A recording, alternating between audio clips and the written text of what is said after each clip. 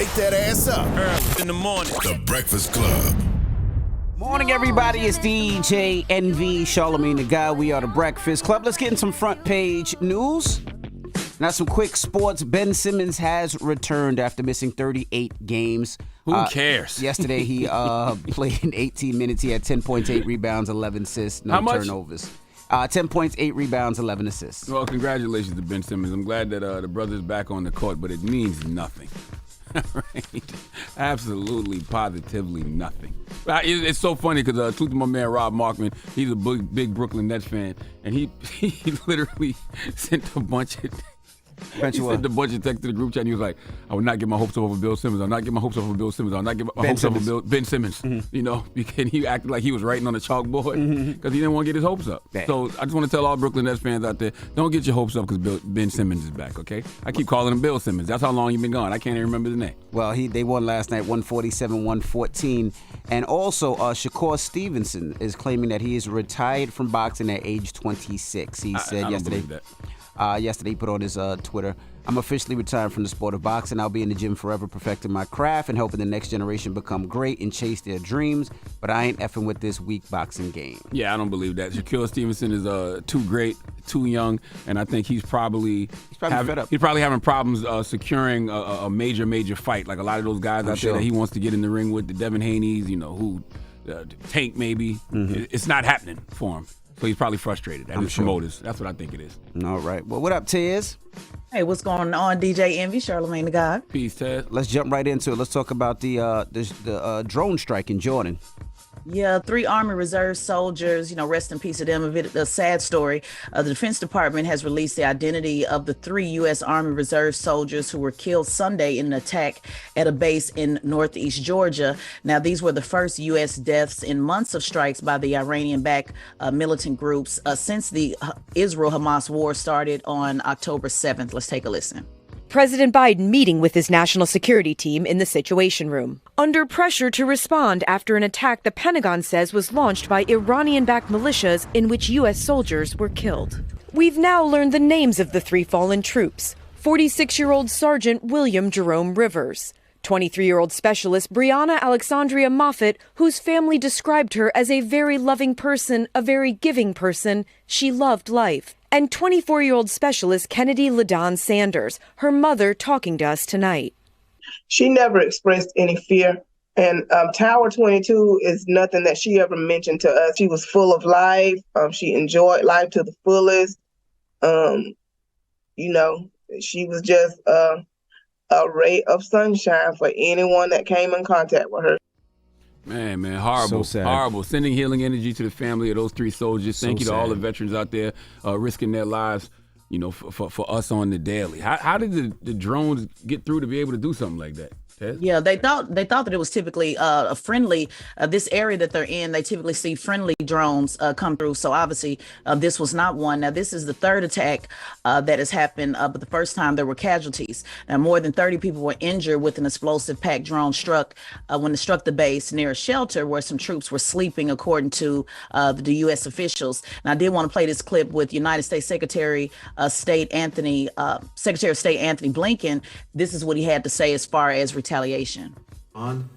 We will respond strongly.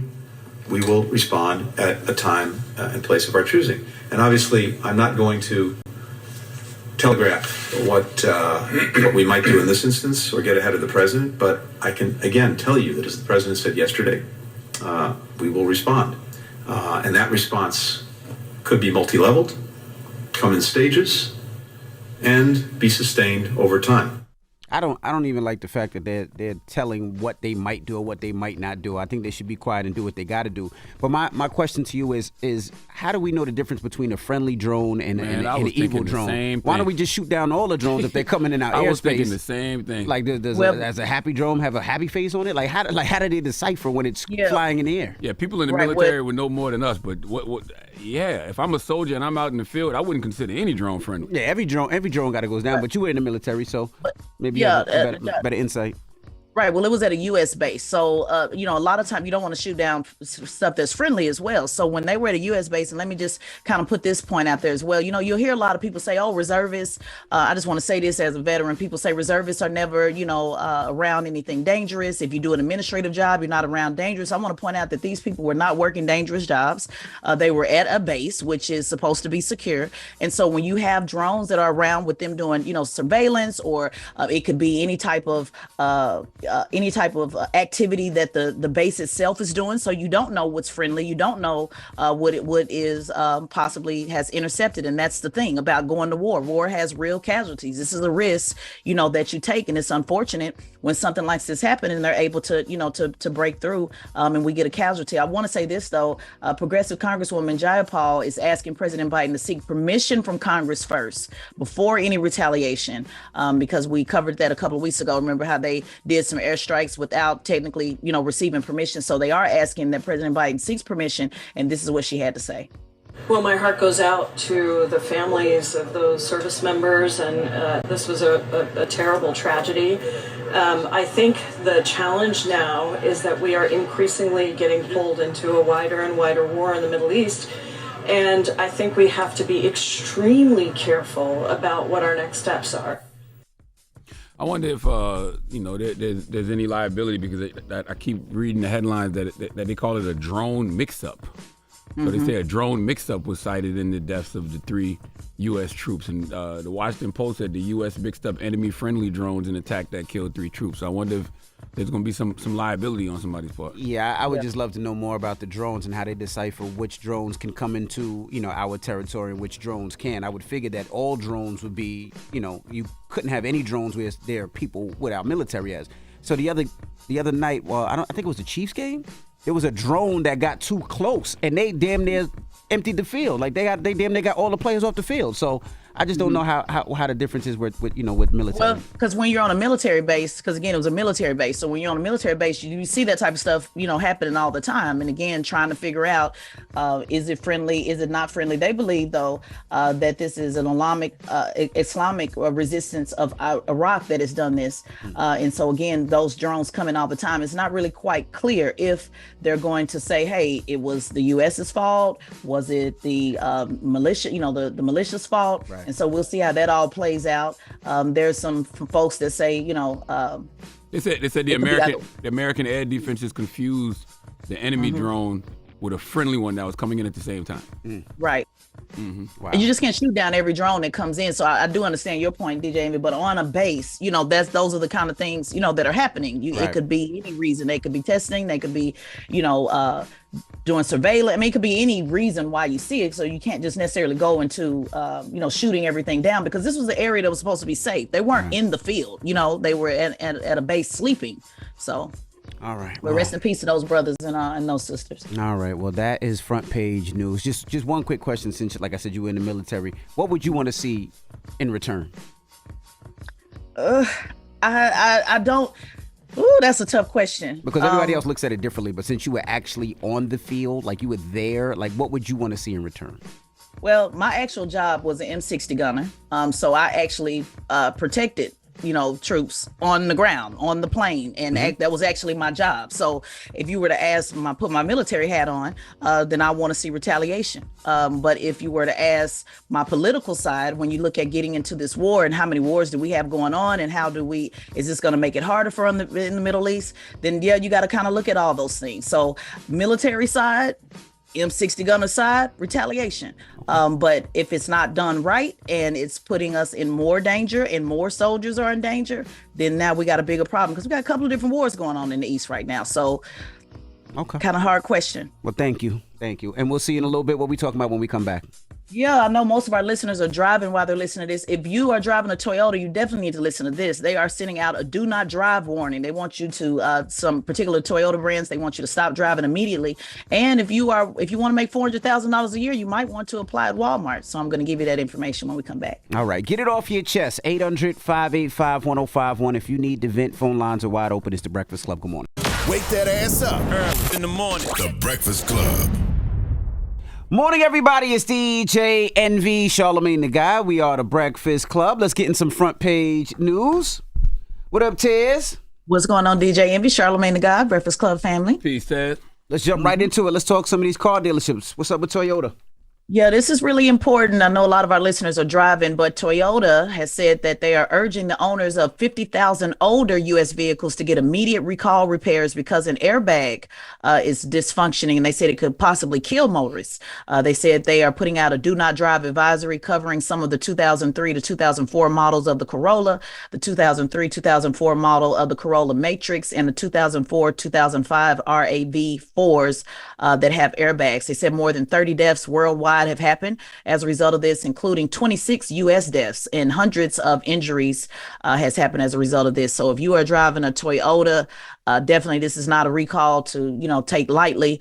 Definitely look into that so that you can be safe. Well, let me ask y'all a question. When they say stuff like this, right? When Toyota says, stop driving and get immediate repairs. Mm-hmm. Are they paying for those repairs? Can I take them to a Toyota dealership? No, they're paying for them. Okay, just making sure. Absolutely. It's under warranty. They're paying for them. Just making sure. Yeah. And I will say this, usually that happens because somebody gets into an accident. Usually somebody passes away and dies, and they want to make sure it doesn't happen again. So they encouraging everybody to bring their cars in to prevent any more deaths or accidents or injuries.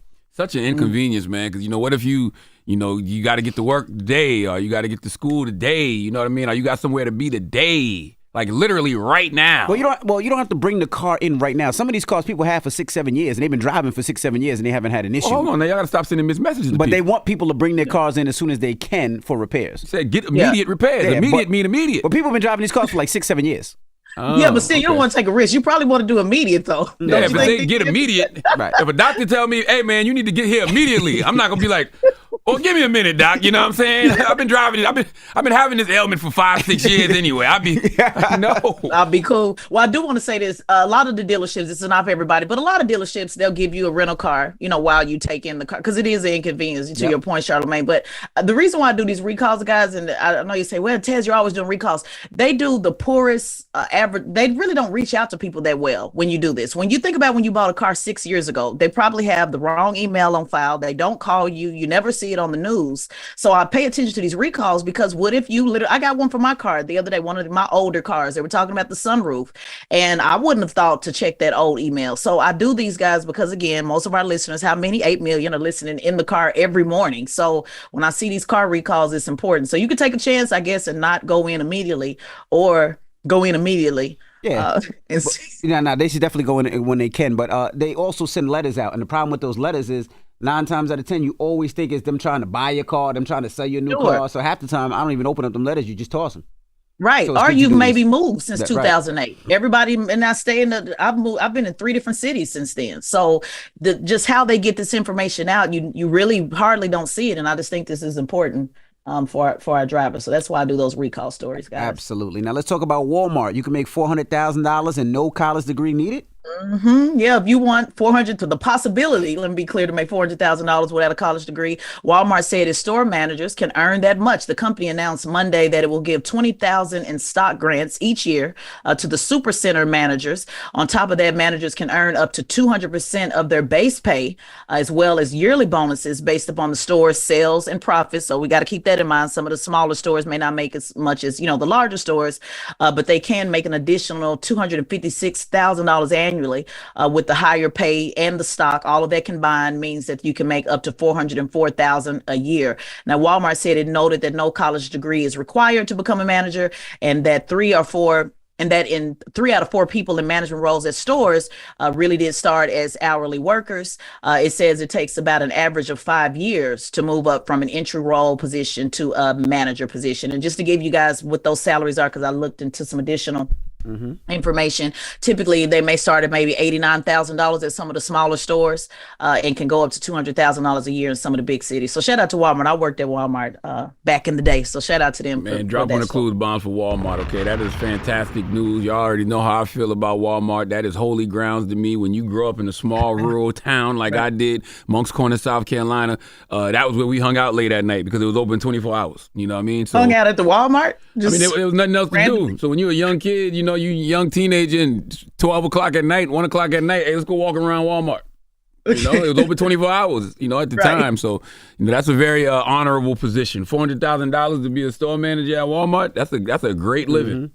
Yeah, maybe I should have stayed. I worked at Walmart, Target, all of those stores. So salute thought to that'd be some Target. good information. You know what's so interesting? I still love Walmart, but you know, Target is like Walmart was my childhood. Target is my adult life. Why, Target, little bougie? You like the? What do you like? I guess because up here, up here in New York, New Jersey area, you know, I see a lot of them. It's closer, you know what I mean? I go to Target, or the Targets are closer to me than the Walmarts are. Even though they definitely have Walmart up here, but Targets are closer to me. And I used to go. I love the Target T-shirts when they used to have the Mosi Mo T-shirts, and now they got the Goodfella T-shirts. It's great quality, man. I agree. I still like Walmart over Target though, but I love Walmart. No qualms here. Love Walmart. All right. Well, that is front page news. Thank you, Tiz. Absolutely. And make sure you follow at Teslin Figaro on all social media platforms, at Teslin Figaro, and subscribe to this Great Shot No Chaser podcast, hosted by Teslin Figaro on the Black Effect iHeartRadio Podcast Network. Wake that ass up early in the morning. The Breakfast Club.